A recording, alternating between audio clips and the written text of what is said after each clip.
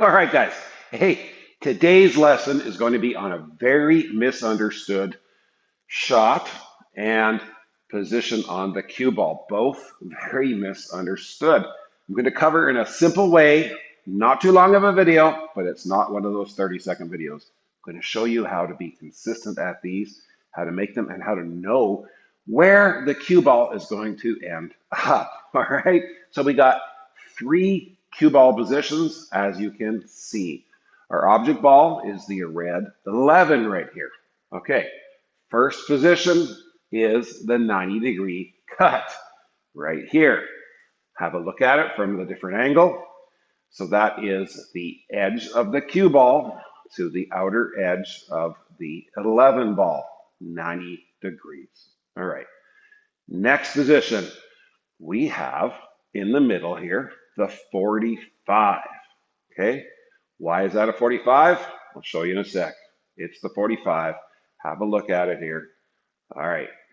And on the other cue ball position, we have a straight in shot. Now, it's important to note the 11 ball is on the rail.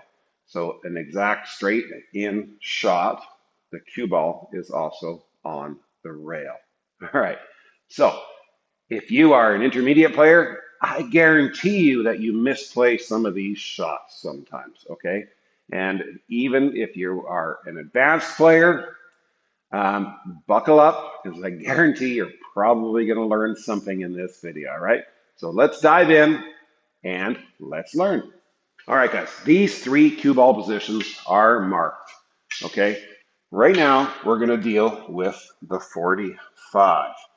Okay, that's this angle right here. This cue ball right here. Why is that a 45? Well, it is. We have a square from the side pocket to the side pocket, corner to corner. We have a square. If the angle is cue ball is in the center of the table and the object ball is on the second diamond, it is basically a 45-degree cut. Okay. So, track with me here. At a 45-degree angle shot, you basically have to make ball and rail contact simultaneously. Okay? Right there. You can hit ball first on that shot. You can hit rail first on that shot. But basically, without any English, you are hitting the ball and the rail, the cushion, at the same time. All right. So, if this is important, guys, track with me. If you want to make these shots consistently, if you are on this side of the 45, anywhere in here, you need to make ball first contact. Occasionally, you can hit the rail just a hair before the ball and still make it, but that's not what we're talking about. If you want to be consistent, ball first contact. On this side of the 45, so that's a steeper angle, 45, 55, 65, 75, 85, and 90 approximately, okay? So anywhere on this side, if you're close to the 45, yes, you can still make ball first contact, but it's actually more difficult. It's easier to play a little bit of inside spin. Inside is towards the pocket that I'm going to, so that would be left spin, shooter's left, okay? Anywhere in here. Anywhere in here, you need to make ball first contact. Anywhere out here, it's easier if you make rail first contact. Okay, so that is in a nutshell. All right, let's take this shot here. I need to make ball first contact. Now, I find this easier playing a little bit of high action because I think that initially the backspin that is transferred to the object ball helps hold it down the rail easier. All right, so ball first contact, a little bit of high action, not much. Okay, all day long. All right, so let's get into what happens if you play rail first. All right, so here we are on the 45. I'm going to show you the first example of playing no English. So basically ball and rail at the same time. Check it out.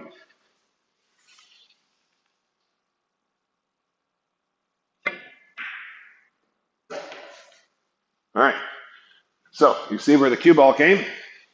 Right about here. And I'll show you why in a second. Okay, so now let's do that same shot. And we'll play a little inside spin. And we'll make rail first contact, but just barely because we're right on the border. The 45, remember, is that borderline where you can either make ball first contact or rail first contact. But I prefer ball first contact. But here is rail first contact. Okay, very similar, right? The 45 degree, like I said, is the neutral borderline for whether you're playing inside and hitting rail first or just playing no English and making ball first contact.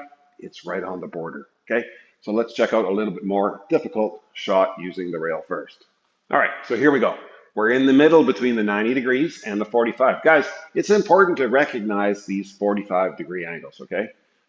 Learn to recognize the 45. It's fairly basic geometry, but when you do, it will supercharge your ability to make certain shots, not just these other shots too. The 45 degree is an important degree because it is a neutral cut and things change on this side or this side depending if it's steeper or more shallow than a 45-degree angle. All right, so I am going to use rail first contact on this shot, okay?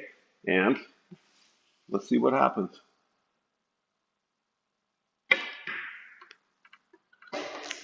All right, as you can see, we were close to a scratch. We made it no problem, nice and clean. Close to a scratch, but we had enough left spin on it, inside spin, that we actually hit the short rail first and then came back out nicely. All right, let's start to talk about cue ball path, the natural path of these shots. I'll show you some secrets, and so you know exactly where the cue ball is going to end up. Okay, and then we'll talk about the spin and what it does as well. But so if this is our 45, you remember? Okay, and this is basically our 90, but I'm just showing that this is the line where the object ball is. Anywhere on this side of the 45, the cue ball is going to go that way.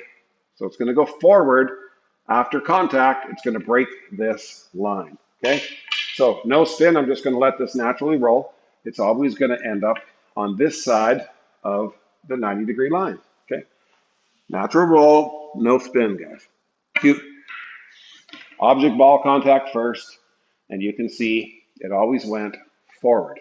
Okay, now a little secret. I basically, when I was shooting that, I was on the line for center diamond. Where did the cue ball end up hitting that rail over there? Center diamond. All right, it's a little secret. Okay, so anywhere though on this side of that 45 is going to almost mirror whatever diamond you are lined up for. When you make ball first contact, it's going to mirror that image. Let's check out another shot. Okay, guys. So now I'm lined up. Let's just put it right on there. All right. I'm lined up for this first diamond. So if I make ball first contact, where do you think the cue ball is going to contact that rail down there? Exactly. It's basically going to contact it at the first diamond. Check it out. Ball first contact. Bang. Almost. It was going right for it, the first diamond, okay? Which means it hit the rail just in front of it because it was heading towards the first diamond. Some of you are going to be like, mind blown. But it's actually a pretty common principle. Let's look at another one. All right, guys. So now we are lined up stroking over this first diamond. On a natural rolling cue ball, where do you think the cue ball is going to make contact? Down there. Yeah, on the one diamond mark, or very close. Check it out. Okay, ball first contact. Bang. It was headed right for the first diamond, which means it hit the rail just a centimeter from it, okay? Not very far. All right, so the cue ball path, when you're naturally rolling it, playing just maybe a little bit of high action, one tip above center, so that's going to be the path. It's going to mirror what happens down here is going to be mirrored there. I'll show you one more example when we break this rail and start shooting on an angle from this rail. Check it out. Okay, we're still on this side of the 45. So now I'm stroking right over this corner pocket. Yeah, that means it's likely going to go towards this corner pocket, okay? I'm still going to make ball first contact, and we probably will be very close to a scratch. Oh, we just missed it. So we hit up here instead of here. But if I would have just hit that maybe just a hair thinner, it probably would have scratched. Okay, last example of where the natural rolling cue ball will end up. I'm now, just move that a hair. Okay, I'm going to hit ball first, and we are now almost one diamond up here from this pocket. So where do you think we're going to hit over there? Where's the cue ball path going to be? Yeah, it should go close to this diamond, within an inch or two from it, okay? Ball first contact. This is almost ball and rail at the same time. Bang. Hit just in front of the diamond, okay? Perfect. You see how these shots, especially when they're on the rail or just off the rail, they mirror your line almost exactly. Wherever you're stroking over is where your cue ball is going to end up. So how does spin alter the path of the cue ball? Good question. Let's check it out. All right, here our ball is on the 45-degree angle, okay? Basically at a 45-degree angle, which means in this example here, we're going to be stroking about 1.5 diamonds up. The cue ball is not quite going to be straight across, but almost. It might just be a little bit angle. It's going to come to about 1.75 diamonds or 1.5 diamonds, okay? So let's just make ball and rail contact first. No English. All right, same thing. We mirrored that image, okay? So it's getting close to coming straight across. In fact, if that was off the rail a little bit, it probably would have just came straight across this line if it was a 45-degree angle. All right, so now let's check out what spin does and how much spin can make a difference in the path. All right, so we're back on the 45-degree line here. So as we just saw in the last example, the cue ball came about 1.75 diamonds out from the pocket. On this shot, I'm going to aim the same spot, ball and rail at the same time, but I'm going to add one tip of inside left spin, okay? And that one tip is probably going to make us move about 1.75 diamonds that way, meaning we're going to scratch. Check it out.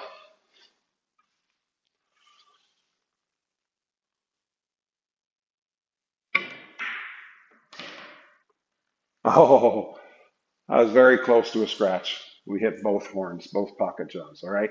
So what happens if we play two tips of inside left spin? All right, so this time I'm going to play two tips of inside left spin, but we need to make sure that we make ball first contact or ball and rail at the same time.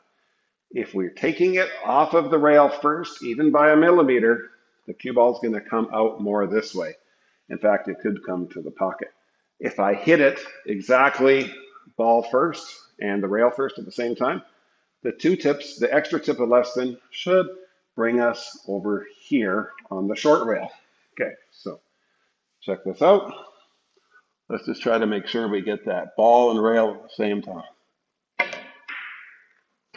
Okay, perfect. So we moved about 1 3/4 diamonds from the corner pocket. So every tip of spin we made it move over 1.5 to 1 3/4 diamonds. Okay, so if we get rail first, though, you'll see that it will, even with two tips, it's going to come more for the corner pocket.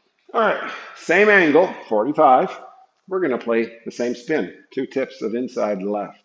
Okay, but this time I'm going to try to take it the rail first, just barely. Okay, it actually makes it harder at this angle. Like I said, if you're over here, it makes it easier. Over here, 45 and onward, like over here, makes it a lot more difficult to go rail first. But let's just take it off the rail first and watch the path the cue ball takes. I'm still going to be playing two tips of spin, guys. Okay, but let's get that rail first.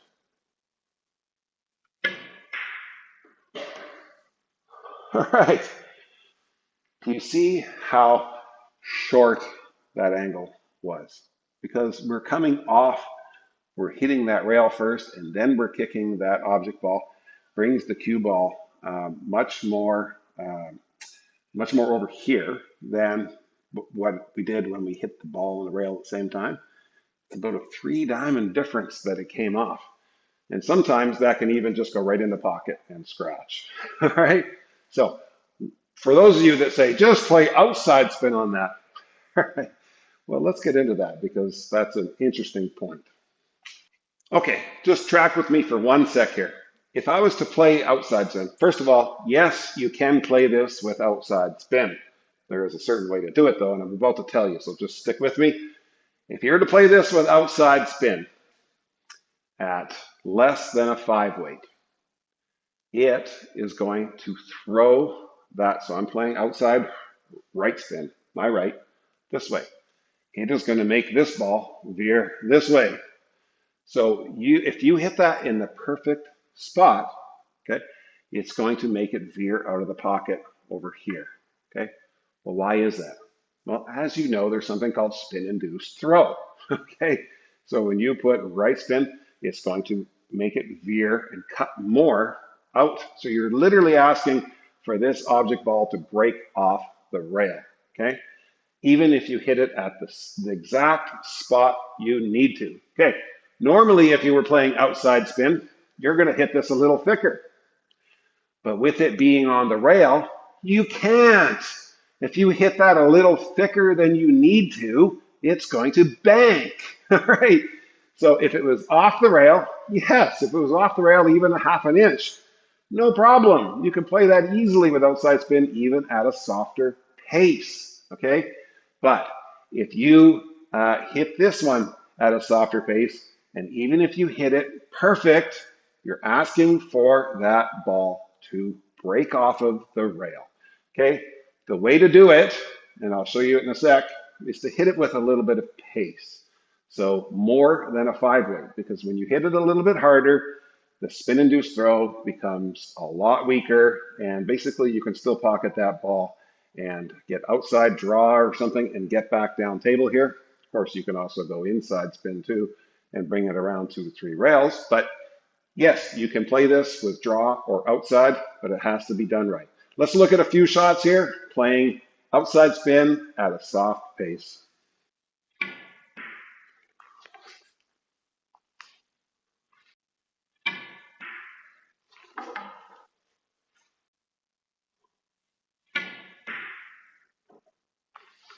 All right, you can see that virtually every time, every shot, the outside spin at the softer pace caused the object ball to veer off line, even though we were hitting it where we needed to, okay? The spin-induced throw became a factor. Normally, we would compensate a little bit more and hit this thicker, but it's on the rail, so that would mean we'd be banking it, and that's not what we want to do. So, what is the solution? It's to hit it a little bit with more pace, okay? Shoot it at about a 6 weight, commit to it, and watch what happens. Okay, we'll clear the side pocket. We'll come down here for a shot on the 8 ball.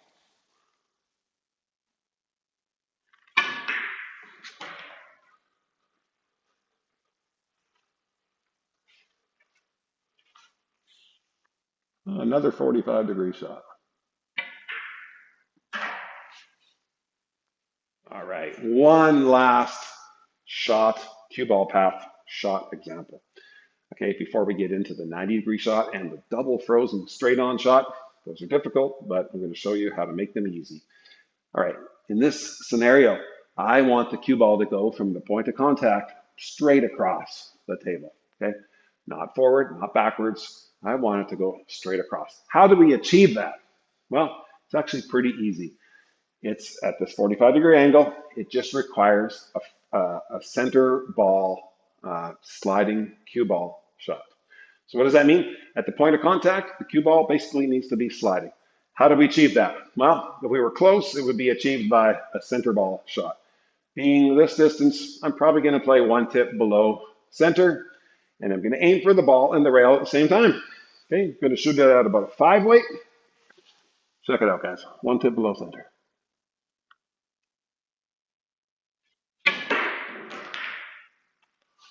Perfect. All right. You see how we brought that cue ball? We didn't play any side spin or anything, just one tip below center. That's it. It came straight across into the pack. Okay. I'm not worried if I have a shot on the 8 or not, or the 14 or whatever.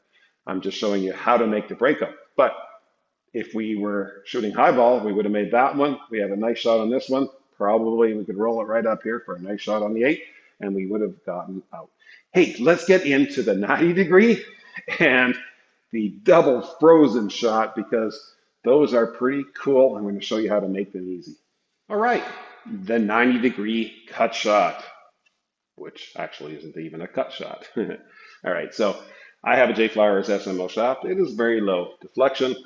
Enables me to basically aim where I need to, which is more or less just missing the contact point. Okay, there is a tiny, tiny bit of deflection, and it actually helps on this shot because I can aim basically for the contact point or just to miss the contact point. I apply 2 tips of left English. It doesn't veer out too far from the deflection, so it doesn't squirt, but it enables me to aim right where I need to and basically kick this down to the corner pocket. As it comes off the rail, we miss it on the way in, we catch it on the way out, and it's a kick shot because we hit the rail first. Okay, so I like to do this at about a 6 weight, 2 tips to the left, inside. Oh, okay, that's not that hard, guys. Sorry I missed that one. Let's do it again. Okay, here it is.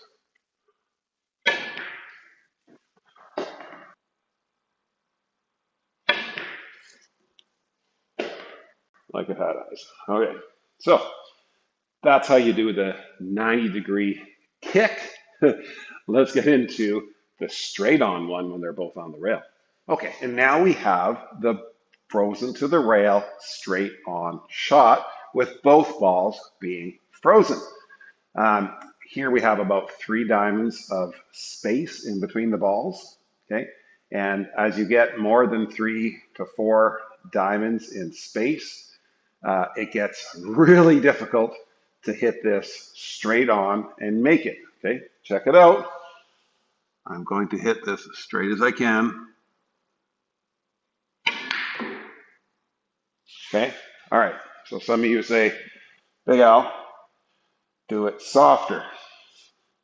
Okay, it may have a little better chance soft. Okay, here is half that speed. All right. All right. So if you don't believe me that that's a difficult shot, you try it yourself. Okay. I'll try it again here. Nice and soft. Oh, and we made it. Okay. I'm going to show you the easier way to make that shot. It's such a delicate shot. If you're not playing any spin on this shot, it's very, very delicate, especially if you have 4 diamonds or 5 diamonds of space, it's almost impossible. Believe it or not, there is an easier way. Let's learn. All right, and if you practice this a few times, you're going to get it, I guarantee you, okay? The best way to do this shot is to play a little bit of a drag draw right spin shot. Why right spin? Okay, so there really isn't a running English and a check English or an inside or an outside on this shot because it's a straight on shot, okay? But I like to play a little bit of English towards the rail that I'm frozen to. So that would be right spin. Shooter's right, my right. Okay. Why do I want to do that? Because when I play low and some right spin on that, it's going to make this cue ball just slightly veer off with a little bit of deflection. It's going to pass that side pocket because not every rail on all tables are lined properly. And it's going to make it break off that rail, and then it's going to come back. Why is it going to come back? Because there's going to be some swerve on it because you're not going to hit it too hard. You don't want to hit this more than a 4-weight. It needs to be less than that, okay? So I'm just going to play, because I'm playing low on the cue ball, my cue is probably going to be elevated about 1 degree, 2 degrees. That's it, all right? And that helps it to swerve back in properly. So I'm going to aim straight at it. The cue ball is naturally going to break off, and then it's going to come back.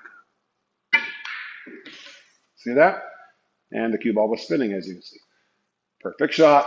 You practice that a few times, handful of times, 10 times, and you should be able to get that. A nice little drag draw shot or a light draw shot with that inside spin.